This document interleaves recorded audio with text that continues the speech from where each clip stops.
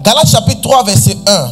Jean 14, verset 30. Écoutez attentivement. La Bible dit quoi? Oh Galates, tu es dépourvu de sens. Pourquoi?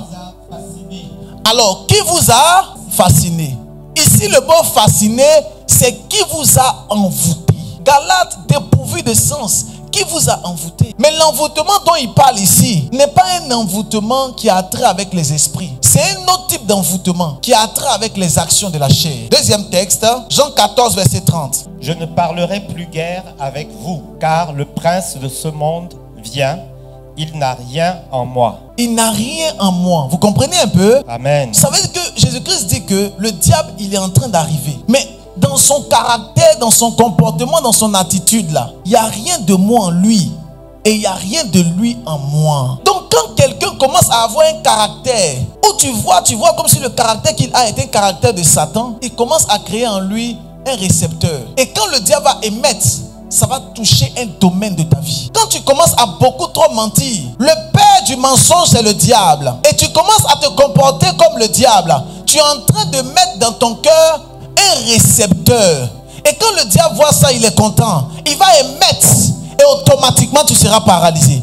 Voilà pourquoi dans la dimension du combat spirituel, on ne chasse pas l'émetteur, on chasse d'abord le récepteur. Parce que si tu chasses l'émetteur, le récepteur est toujours en toi. Un autre pharaon viendra t'utiliser. Quelqu'un d'autre, même si tu envoies le feu sur les œuvres de Satan, quelqu'un d'autre viendra, il va venir t'utiliser et il va détruire encore. La Bible dit pharaon est mort, un autre pharaon est venu régner sur eux et il a fait la même chose. Hérode est mort, un autre Hérode est venu, il a fait la même chose. Donc tant que tu continues à attaquer celui qui émet, tu es en train de perdre du temps. Tu dois d'abord attaquer le récepteur. Amen. Et le récepteur, c'est les œuvres de la chair. Tu dois attaquer d'abord ce qui est à l'intérieur, l'impureté, l'impudicité. Comment se fait-il que nous pouvons vivre dans le péché d'une manière extraordinaire? Tu dois d'abord corriger cela. Comment peut-on être envoûté par les désirs de la chair? La Bible dit Galates, insensé, comment as-tu fait pour être envoûté? Le premier élément, vous devez savoir que quand le diable vous envoûté par les œuvres de la chair, il crée en vous ce qu'on appelle la convoitise. Et la convoitise est le début d'un envoûtement. Quand tu commences à convoiter la chose des autres, tu convoites la maison des autres, tu convoites l'épouse de l'autre, tu convoites, ça ne crée pas en toi la foi, ça crée en toi la convoitise. Et le diable commence à t'envoûter. Il t'envoûte et il t'envoûte bien. Et tu deviens un esclave de Satan. C'est en cela que vous pouvez voir des personnes qui sont un peu comme bornées. Et il est fixé dans son objectif. Comme un mouton qui va à l'abattoir, à la boucherie. Et tu veux le détourner. Il dit non, moi je suis focus. Parce que simplement il est envoûté. Et l'envoûtement a commencé par quoi? Par la convoitise. Voilà pourquoi ton cœur doit être pur, excellent enfant de Dieu. Donc quand le diable veut commencer à créer en toi la convoitise, tu le brises au nom de Jésus-Christ. Tu dis mon rédempteur est vivant, il se lèvera le dernier. Donc quand les autres sont bénis, toi tu acclames. Quand les autres sont élevés, toi tu acclames. Et tu attends ton tour. Ah non, pourquoi lui là, il a ça? Pourquoi moi je n'ai pas? Moi je prie plus que lui. Mais est-ce que tu connais sa destinée? Attends ton tour. La convoitise crée des problèmes, mes amis. Et la convoitise va créer en sorte que le diable va commencer à t'envoûter. Il va détruire ta vie. Comment tu peux être envoûté par les désirs de la chair? Le deuxième élément, c'est par les paroles trompeuses. On peut t'envoûter par les paroles trompeuses. Dans le chapitre 3, verset 1, il a dit, qui vous a envoûté? Ou encore, qui vous a fasciné? Un autre peut t'envoûter et te fasciner par des paroles trompeuses. Il t'envoûte et il te fascine. Il y a un nouveau évangile qui est sorti, qui est un évangile d'envoûtement. C'est un évangile qu'on appelle la tromperie par la parole. Et cet évangile-là dit simplement, un homme doit avoir deux femmes. Ça veut dire qu'il mange à droite. Quand ce n'est pas trop sucré, il vient maintenant à gauche. Donc c'est-à-dire qu'il mange sur les deux côtés. Souvent même, quand ça tombe, il bloque.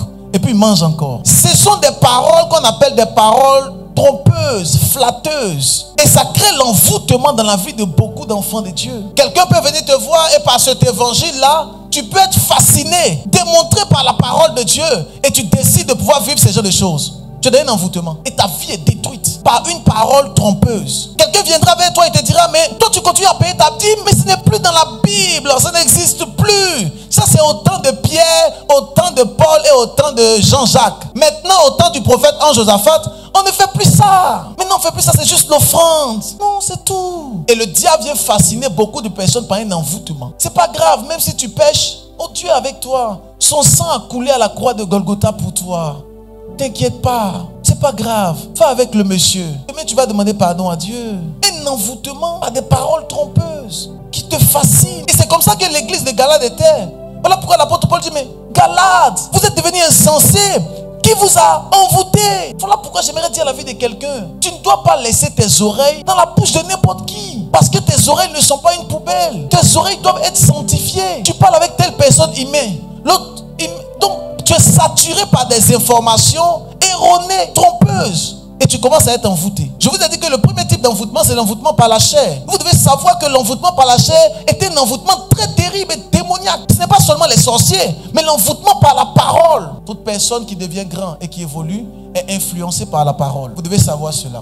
Ce que tu es devenu aujourd'hui, c'est grâce aux paroles ou à cause des paroles qu'on t'a données. Une dame est blessée aujourd'hui parce que son père lui a dit tu es une prostituée. Donc à cause de la parole, elle s'est dit en elle-même qu'elle est une prostituée. Donc ce que tu deviens, c'est en fonction de ce que tu as entendu et tu as écouté. Donc tu dois comprendre que tu dois avoir une qualité d'écoute et une qualité de ce que tu écoutes. Tu ne dois pas écouter n'importe quoi ou même n'importe qui. Tu dois écouter une certaine qualité, une certaine grâce. Tu ne peux pas, tu ne dois pas écouter n'importe quoi et n'importe qui. Tu dois écouter quelque chose de précieux et quelque chose qui a de la valeur devant Dieu et devant le roi des rois. La foi vient de ce qu'on entend. Ce qu'on entend vient de la parole de Dieu. Si tu commences à écouter et à entendre des choses qui ne viennent pas de Dieu, tu vas te retrouver dans les problèmes et tu seras envoûté. Il y a des personnes et des dames qui se disent en elles-mêmes, c'est pas grave si un homme me frappe, même s'il m'a battu, c'est pas grave. Vous pensez que c'est à cause de quoi qu'elle arrive à un tel niveau d'information? C'est parce qu'ils lui ont donné des informations. Sa mère lui a dit, sa grand-mère lui a dit, c'est pas grave, même si le monsieur te frappe, moi m'a frappé aussi, oh. C'est pas grave, c'est pas grave. Donc, biche le matin, bâche le soir, biche le matin, bâche le soir. C'est depuis que tu es venu en France que tu as compris qu'en réalité, il y a le droit des femmes. C'est à cause des droits des femmes que tu es un peu libéré. Sinon, c'est le kickboxing. Ça veut dire que tellement quand tu es influencé par des paroles diaboliques et des paroles trompeuses, tu es devenu cette chose-là. Mais je prie pour toi cet après-midi.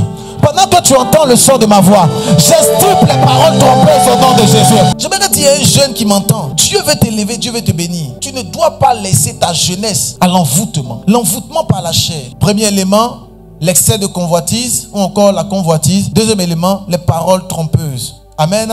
Je vous ai parlé aussi de l'envoûtement par les esprits impurs. Et les esprits impurs ont un autre type d'envoûtement. La manière dont ils vont vous envoûter, c'est complètement différent. L'envoûtement dans la chair et par la chair, par les œuvres de la chair, est complètement différent de l'envoûtement par des esprits impurs. Et j'aimerais t'expliquer comment les esprits impurs fonctionnent. Et tu sauras que sûrement tu as été envoûté quelque part. Mais aujourd'hui, tu seras désenvoûté au nom de Jésus-Christ. Amen. Quelque chose va nous arriver aujourd'hui. Lorsque quelqu'un veut vous envoûter, quand il pratique la sorcellerie, l'envoûtement par les œuvres du diable, le premier élément, c'est ce que les gens appellent généralement les charmes, les gris-gris. C'est le premier élément, le plus bas niveau qu'ils utilisent pour envoûter. Pourquoi?